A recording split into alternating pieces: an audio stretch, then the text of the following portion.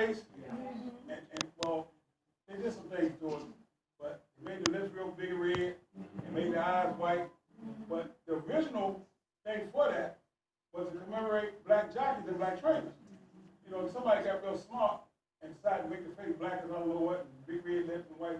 But that originally was made, not like that, but it was made because it wanted to be a commemorative thing for the black jockeys. There are so many people, especially young people, they don't even know that black jockeys exist. You don't see nothing over there that training thing over there that has anything about a black jockey. But if you go to the Kentucky Derby, the week before the Kentucky Derby, they have an affair that's dedicated to the memory of blacks.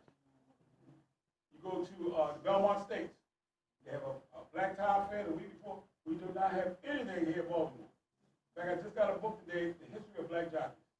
And next year, we're going to be involved in this group. We're going to get some things done. Okay? We're working on 3 liquor stores and 51 block of Park. A friend of mine came there from Philadelphia. He drove around. He drove up Park Heights Avenue. He crossed Northern Parkway. He called me right back in 5 minutes. He said, "George, I know the problem." I mean, how can you figure out what the problem is? I'm living here all the time. How you can figure out the problem is in 5 minutes? He's got no problem. What do y'all think the problem is? Liquor stores. Once you cross Northern Parkway on Park Heights Avenue, there are no liquor stores. Not one. And I never realized that. You come from Northern Parkway down to the 5100 block of Park Heights, you got 6 liquor stores. In fact, you got 3 in one block. Now, I'm not. At one time, I drank 2. I got a scotch man. I drink a little scotch and ginger ale, 1 drink. But folks, I'm not against liquor stores, but why in the world do we have these 3 liquor stores in one block? Right. I know it affects Park West, though. 3 liquor stores in one block. Why do we need it? We don't need it. Again, folks, we have got to start saying it's our community and our responsibility. They don't have no liquor stores above Northern Parkway because it's their responsibility. They're not going to have any.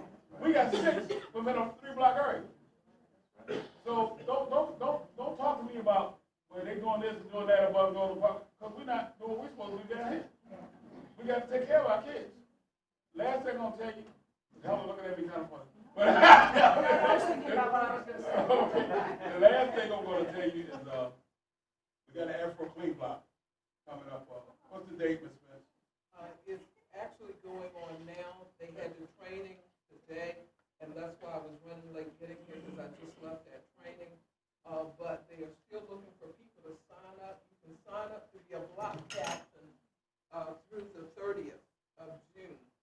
And if you sign up later, they will accommodate you by training and all. For the block captains, they'll be able to pick up the bags and the grabbers and all of that. So we want everyone to get involved. We want the churches to get involved. We want the schools to get involved and become a part of that to clean up our neighborhoods. So you know, how many people here older than 25? How many people older than 25 from Baltimore? Well, y'all know about Afro Clean block. When I grew up on Strickland Street, everybody on Saturday morning had their Comet or Ajax. You was out on their porch, their steps at 8 o'clock in the morning, and you would go all the way down the block, everybody there to clean them steps. So we got to get back into cleaning up our neighborhoods. Afro Clean block give away awards. We have a big banquet at the park the last day. When is that going to be, Ms. The last day is going to be August the 27th. August 27th, okay. They're having a big cookout down at the park. No, she said the 27th. Yeah, and it's going to be a Saturday. No, we're going to have August 27th be a Saturday. We have a big cookout down at Drew Hill Park. Everybody that's participating is going to be invited. Folks, get involved with this. You 4 blocks. Clean up the block. Start bringing pride back to our neighborhood. It wasn't like this when I was growing up. Yes, sir, Mr. Yes.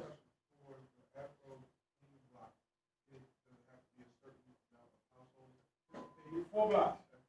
4 blocks. You got 1 house in each block, and 4 people participate, so that's all you need. 4 blocks is all you need, okay?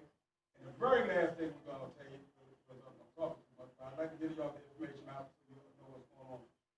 We current 150 kids to a baseball game this Friday. I told y'all 3 weeks ago, you can sign up for it. Well, I got more than I need. So if you haven't signed up for it now, it's too late. We got about 200 people signed up.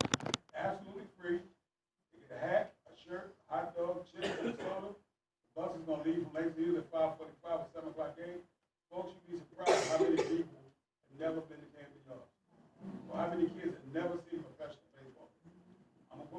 a shirt on, wore down there, have a good time.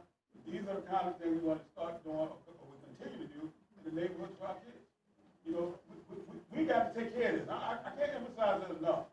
We have a national night out August the 2nd.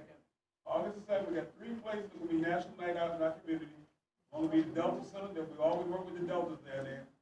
Second is going to be at the Langston Hughes. And I think the third is going to be at Arlington. It'll be national night out. So get involved, people. I don't care what you do.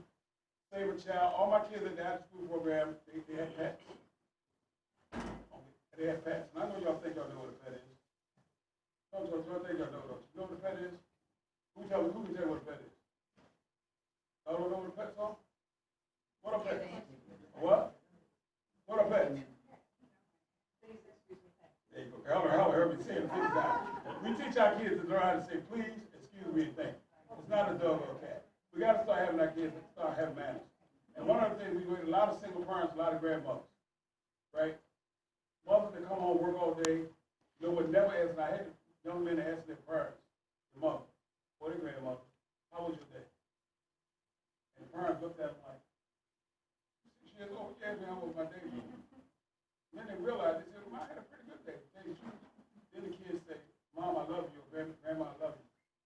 We got so many single parents, no one never, ever asked them how they do. They go to work 20 hours a day to come home and cook. We, black men, I'm talking to y'all that sit here, we got to stop expecting our black women. Ask them how was their day. Tell them, thank you for being a good woman. Thank you for taking care of my kids. This separation stuff's got to stop. I was raised by a single parent, single mother. My father never done a doggone thing for me, never. But you know what? Everybody knew I was my mother's baby.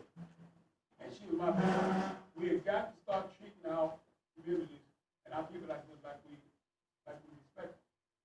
We can't take our women and have them work all day and don't. Go cut the grass. Open up a door for them. Do the kind of things that we as black people need to be doing for each other. We got to start doing this. Sometimes we got to start doing this, folks. And like now, like yesterday. Helen Atkinson, tell you how the world works. Helen, stay up, please. Helen is the president of a Teacher Democracy Project. She helped me when we, Algebra Project, where's Jamal? Jamal back here, he's with the Jamal, the Algebra Project. When I was fighting to keep Langston Hughes on, these folks came out of nowhere. They said, George, we're going to help you. And we developed a friendship that will be everlasting. But I'm going to tell you how close the friendship got. We didn't know this. She was talking to her husband on the phone one day, and her husband goes, is that George Mitchell that went to Mervo? She asked me, she said, George, did you go to Mervo? I said, yeah. Is that George Mitchell that was championship wrestler at Mervo? I said, yeah. Come to find out, her husband was my wrestling coach's son. That's how small the world is. So, and this guy, when I said I didn't have no father, this guy was my father. He's a wrestling coach and assistant football coach. He would pick me up at the house. We would eat bologna set. We're going to wrestling tournament down at the Naval Academy. I'm not bragging about the wrestling. I was a bad boy in the wrestling. But it was her husband. And that's how small the world is, people. One of these kids one day may be operating on you and operate there. That's right. You don't know. Who the hell would ever thought that Obama would be president of the United States? And what happened 2 months ago, we went on a trip to Chicago. Yeah. A month before that, we went on a trip to New York City to see the kind of issues in New York. Yeah, New York. Yeah, we were see what kind of issues they have, like we have in Baltimore, in reference to our schools and everything. And Chicago has just about the same issues we have. A lot of killings. I didn't know this. Chicago is 40% Hispanic, 40% Black. We met a lot of good people, but one of the best people I've met up there, this guy right here, he too. He's been around, he understands about organizing. He understands the importance of sticking together. I don't care whether you like me or not, but one thing you're never going to say is my commitment I have to these children. I don't care whether you like me, I really don't, because another 5, 10 years, I'm out of here anyway. But what I want you to do, and I don't care when you don't like the person sitting next to you. 25. I don't care if you don't like the person sitting next to you. I don't care if you don't like your neighbor. The problem is make a difference. We have got to stick together and take care of who? Take care of our children. Somebody took care of me when I was being raised. It was her father-in-law. And he was white. He didn't care whether I was black. He didn't care that he said, I'm going to take this guy to my wing and I'm going to make him into a champion. I'm going to carry him down to the naval campus so he can learn how to graph so he can go to school with a scholarship. He didn't have to do it. I was just another black guy to him. And I'm telling you, these black kids out here, they need help, folks. And I don't care what you got to do. You got to get to these kids, you got to say hello. You got to say, son, pull your pants up. We got kids, I heard a kid the other day cursing at his mother. And I went right to her, I said, don't you ever curse your mother again? And I told the mother was curse back at me, but she said, thank you, sir. So I'm telling you, folks, I get a little emotional about this because I see us, we just falling apart. And we can't allow this to happen. We need to stop it right now. We need to come back into the fold. Take care of our neighborhoods. So I'm going to stop talking now. I think I said enough. I'm going to introduce you to Helen Atkinson, and you got to breathe. Thank you. Let's give her a nice round of applause.